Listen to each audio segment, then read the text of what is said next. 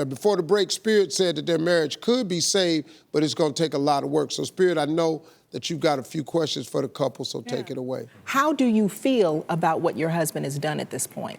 It makes me feel like one of the kids sometimes, like I'm living as like a daughter or not so much as like a wife. He's not a bad guy. It's just the communication that lacks. Have you apologized to your wife yet? Most definitely. Most definitely. And have you forgiven? I know the answer to that. You can look at my face. Hell no.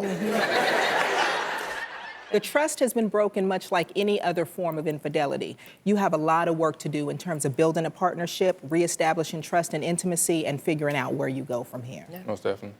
Okay, so how can they remedy all of this and move forward? I would say formalize it. Every week, every month, for a while, have formal meetings where you sit down and you talk about your goals. Once you get used to having those fluid money conversations, it's not going to become a challenge anymore. It'll just come out.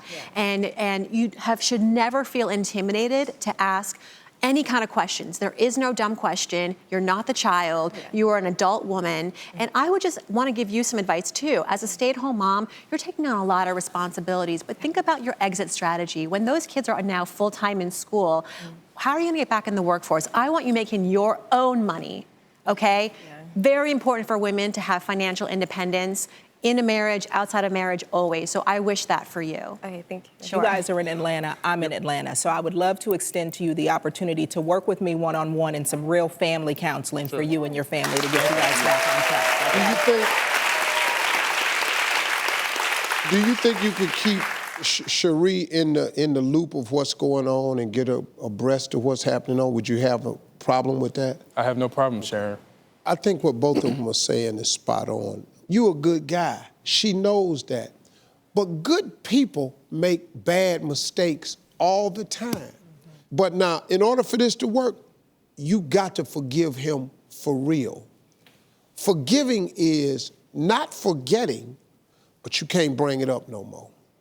I don't want to see y'all break up over this because y'all got too much. So listen, Farnoosh is one of the keynote speakers at my Vault conference on May 17th through the 19th. This conference is a learning hub for future leaders, entrepreneurs, and corporate visionaries.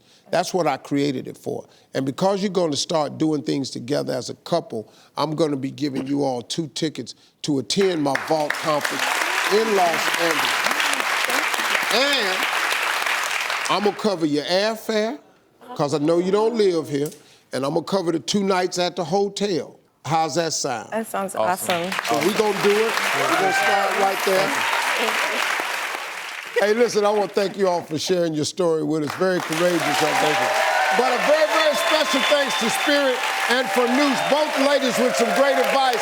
For more information on Spirit and for more information on Farnoosh's Stackhouse, head over to SteveTV.com.